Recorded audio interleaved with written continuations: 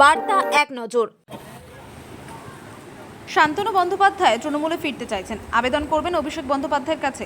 হুগলি জেলা পরিষদে দীর্ঘদিন পর হাজারি দিলেন এই শান্তনু বন্দ্যোপাধ্যায়। শিক্ষক নিয়োগ দুর্নীতি মামলায় গ্রেপ্তার হওয়ার আগে শেষবার জেলা পরিষদে এসেছিলেন, তখন তিনি জেলা পরিষদের স্বাস্থ্য কর্মাধ্যক্ষ ছিলেন। প্রায় 2 বছর পর গত 20 মার্চ জেল থেকে ছাড়া পেয়েছেন। আজ বিকালে তার পুরনো কাজের জায়গায় হঠাৎ হাজির হন। জেলা পরিষদের সদস্য থাকার পর তার নিজের ব্লক বলাগড়ে কয়েকটি প্রকল্পের কাজ হওয়ার কথা ছিল, সেগুলি হয়নি বলে জানান। বলাগড়ে বৈদ্যুতিক চুল্লির কাজ শুরু হলেও শেষ হয়নি। আর্সেনিক প্রবণ বলাগড়ে আর্সেনিক মুক্ত 11টি জল প্রকল্প হওয়ার কথা থাকলেও একটিও হয়নি। গ্রামের রাস্তার কাজ টেন্ডার শেষ হলেও এখনো পর্যন্ত শেষ হয়নি। সেখানে সেগুলো নিয়ে আলোচনা করতে আসেন। জেলা পরিষদ প্রবেশ করার সময় শিক্ষা কর্মাধ্যক্ষ সুবীর মুখোপাধ্যায়ের সঙ্গে দেখা করার পর তার সঙ্গে করমর্দন করেন, শুভেচ্ছা বিনিময় করেন। ফলে জেলা পরিষদের কর্মীদের সঙ্গে কথা বলেন, কয়েকজন সদস্যের সঙ্গেও দেখা করেন। জেলা পরিষদের রঞ্জন ধারা বলেন, বলাগড়ে এই কাজগুলি বাকি আছে, সেগুলো দেখা করা হবে। শান্তনু বন্দ্যোপাধ্যায় বলেন, আমি অভিযুক্ত, এখনও আমার বিরুদ্ধে দোষ প্রমাণ হয়নি। অনেকে এরকম অভিযুক্ত আছে, তারা দলে থাকতে পারলে আমি কেন নই? অভিষেক বন্দ্যোপাধ্যায় আমার নেতা, তাকে আমি লিখিতভাবে আবেদন করব। দলে ফেরার আবেদন যেমন থাকবে, পাশাপাশি কয়েকটি বিষয় তাকে জানানোর আছে। শান্তনু আরও বলেন, তৃণমূল কংগ্রেসের মমতা বন্দ্যোপাধ্যায়ের ছবি দেখেই চলে, আর ছবিটা সরিয়ে নিলে কোনো নেতার মূল্য নেই। কথা বলেছিলাম, তারা একটা চিঠি করতে বলেছিলেন, তাহলে এটা পারমিশনটা হয়ে যেত, কিন্তু যতটুকু জানি সেটা এখনো হয়নি।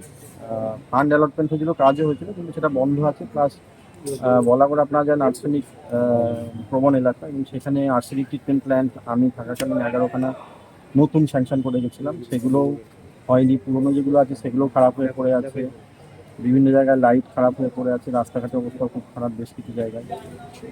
এইগুলোই আর কি চোখের সামনে দেখলাম, সেগুলো জাস্ট একটু জানতে এসেছিলাম, কথাবার্তা বললাম, ওনারা জানবেন। না, থমকে আছে বলবো না, নতুন কাজ হয়েছে, কিন্তু এই পুরোনো কাজগুলো যেগুলো রানিং কাজ বন্ধ হয়ে গেল কেন, এটা জানার দরকার ছিল, মানে কি জন্য হঠাৎ বন্ধ হয়ে গেল, সেইটাই জানতে এসেছিলাম আর কি। এখানে তো অনেক পুরনো আপনার সহকর্মী যারা, তাদের সঙ্গে দেখা হলো, কি কথা হলো? দেখা হলো, তারা কথা বললো।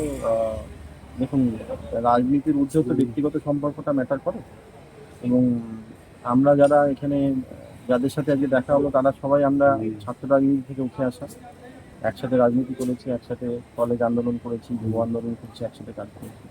ব্যক্তিগত সম্পর্ক আমার মনে হয় কোনো রাজনীতিতে বাধা হতে পারে না। রাজনৈতিক কোনো আলোচনা না, একদম সৌজন্য সাক্ষাৎ, এলাকার উন্নয়নের কথা হয়েছে, বললাম সবাইকে।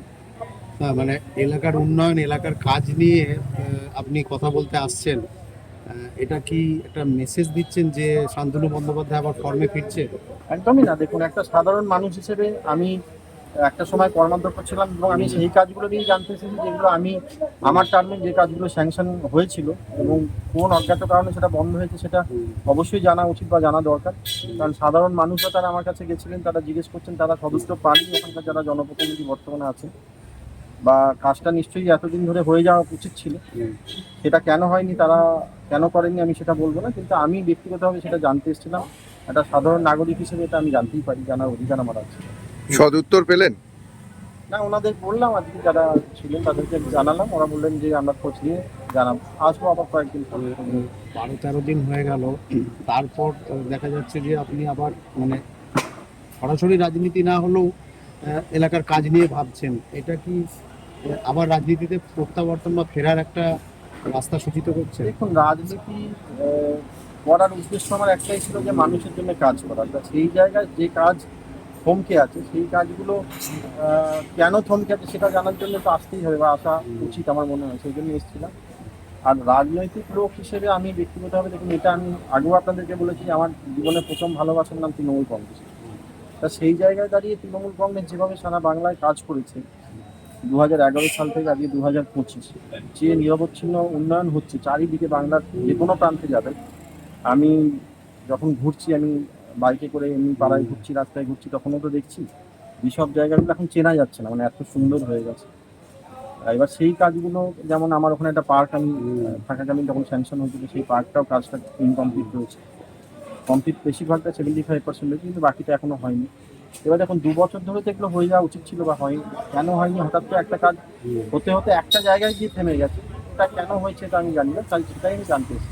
দল আপনাকে বহিষ্কার করেছে, কিন্তু আপনি আজকে একটা ফেসবুকে পোস্ট করেছেন খুব অর্থবহ, যে যেটা কল্যাণ বন্দ্যোপাধ্যায় বা দেবাংশুরা বলেছিলেন যে মুখ্যমন্ত্রীকে ঘিরে যখন বিক্ষোভ হচ্ছে কোথাও, সেখানে দেখা যাচ্ছে ছাত্র যুবরা তৃণমূল কংগ্রেসের তারা এটা তো বাস্তবিকই। দেখুন, আমি আপনাকে একটাই কথা বলি, বাংলায় যারা তৃণমূল কংগ্রেস করেন তাদের ব্যক্তিগতভাবে, সবাইকে বলছি, সবার কথা বলছি, তাদের ব্যক্তিগতভাবে কিছু নেই। নেত্রীর ছবিটা ছাড়া কিন্তু